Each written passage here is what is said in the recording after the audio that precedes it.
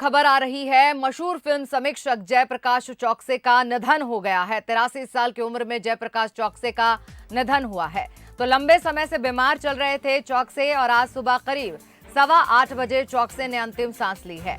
शाम 5 बजे मुक्तिधाम पर उनका अंतिम संस्कार किया जाएगा।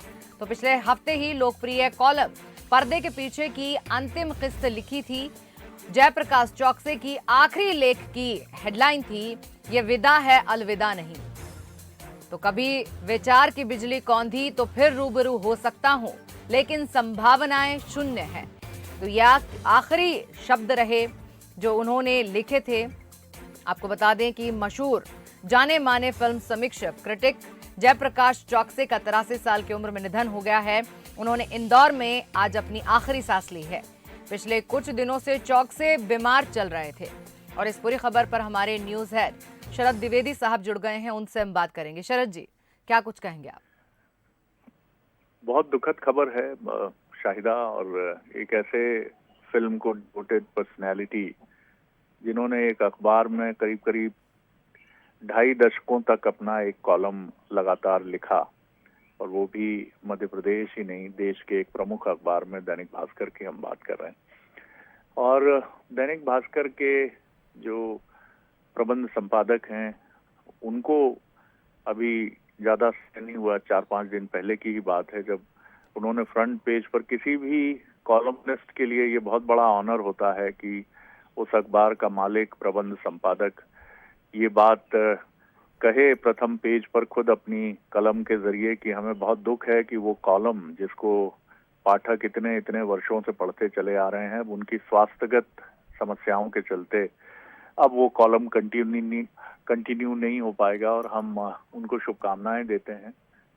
तभी ये लग रहा था कि चौकसे जी का स्वास्थ्य बहुत खराब है, कैंसर से वो पीड़ित थे लंबे समय से, लेकिन उसके बाद भी हॉस्पिटल पर बेड रिडन होने के बाद भी, या उनकी डॉटर इन लॉ या उनके बेटे उनसे मुंह जबानी सुनकर उसको नोट करके और फिर उसको टाइप करके अखबार में कॉलम भेजते थे। फिल्म की हर विधा को ही नहीं समझते थे चौकसे जी, बल्कि चौकसे जी जीवन शास्त्र और जीवन दर्शन के भी एक बहुत गंभीर स्कॉलर थे। शरद जी, हमारे साथ वरिष्ठ फिल्म समीक्षक अजय ब्रह्मात्मज साहब भी जुड़ गए हैं, उनसे भी आप बातचीत कीजिए। जी अजय जी, बहुत दुखद खबर है। किसी भी अखबार में पहले हमने शरद जोशी जी को देखा था, प्रतिदिन जो उनका कॉलम नवभारत टाइम्स में छपता था, हर दिन लिखना किसी भी समीक्षक के लिए, किसी भी लेखक के लिए एक बहुत बड़ी चुनौती है कि वो अपने जीवन की चुनौतियों से, अर्थ उपार्जन की चुनौतियों से जूझते हुए प्रतिदिन किसी एक विषय पर उस विषय को चुने और लिखे, और वो पाठकों के बीच लोकप्रिय भी हो। जयप्रकाश चौकसे जी को किस तरह से आप अपनी स्मृतियों में देखेंगे, याद करेंगे, भावांजलि अर्पित करेंगे? जी, आदरणीय तो रहे ही हैं, और आज ही मैंने अभी स्टेटस एक छोटा सा लगाया कि उनके शब्द और विचार हमारे लिए मार्गदर्शक बने रहेंगे। और ये उनसे मिलने के भी मुझे कई मौके मिले हमेशा, और फोन पर तो हमेशा बात होती रहती थी। मैं यही कहूंगा कि उनको पढ़ के बहुत सारे दर्शक जो हिंदी सिनेमा के हैं वो सिनेमा के पाठक बने। सिनेमा के पाठक जब मैं कह रहा हूँ तो सिनेमा को पढ़ने की बात कर रहा हूँ मैं, हाँ, सिनेमा को समझने की बात कर रहा हूँ मैं। ये ज्ञान और बहुत ही सरल भाषा में गंभीर विचार कैसे पेश किए जा सकते हैं, वह उनके स्तंभ की खास विशेषता रही है। दूसरे, मैं तो कहूँगा पर्दे के पीछे, उस कॉलम का नाम था, तो इसको सिर्फ ये न समझें कि सिनेमा के पर्दे के पीछे फिल्म इंडस्ट्री में जो हो रहा है सिर्फ उसकी जानकारी वो देते थे, बल्कि दुनिया एक पर्दा है, उस पर्दे के पीछे जो चल रहा है, जिसमें राजनीति भी है, समाज भी है, हमारे आपसी संबंध भी हैं, और तमाम चीजें हैं, दर्शन की चीजें हैं। बहुत सही उनसे श्रवण गर्ग ने आग्रह किया था जब वो कॉलम शुरू हुआ था, तभी उन्होंने कहा था कि इसमें फिल्मों की जानकारी, फिल्मों की सूचनाओं के अलावा जीवन दर्शन भी होना चाहिए। और चूंकि चौकसे साहब बहुत ही ज्यादा पढ़ते थे, चीजों की जानकारी रखते थे, और उनकी याददाश्त बहुत जबरदस्त थी, तो इस वजह से वो कॉलम इतना पाठकोपयोगी भी बना, उपयोगी भी बना और उसमें बहुत सारे विचार आए। तो इस तरीके से बहुत सारी बातें हैं, उनके बारे में तो डिटेल में लंबी बातचीत की जाए तो बहुत सारी स्मृतियां उभर के आप सही आएंगी, कह रहे हैं। उनके विचार उभर के आएंगे। जी बिल्कुल आप सही कह रहे हैं। और जो हम एक दार्शनिक बात और जो जीवन का एक बड़ा सत्य है कि आए हैं सो जाएंगे राजा रंग फकीर, ये सत्य है कि देह का विसर्जन तो होगा ही और हम उसी प्रक्रिया में हम सभी हैं। लेकिन मैं एक जिस प्रश्न को कंक्लूड कर रहा हूं, क्योंकि मुझे लगता है कि रस्म अदायगी, माफ कीजिएगा मैं ये शब्द बोल रहा हूं, श्रद्धांजलि की भी हम सभी करते ही हैं, लेकिन एक सच्ची श्रद्धांजलि किसी भी व्यक्तित्व को याद करने की ये है कि वो परंपरा जो शुरू हुई है वो परंपरा किसी न किसी रूप में बनी रहे। आज के इस दौर में जब किंडल जैसे मीडियम है, डिजिटल वर्ल्ड में शब्द अपनी महत्ता को खो रहे हैं, मैं ऐसा नहीं कहूंगा, लेकिन स्वरूप बदल रहा है। कितना अखबार पढ़े जा रहे हैं, कितनी किताबें पढ़ी जा रही हैं, ये शोधार्थी जाने जो इस पर काम कर रहे हों।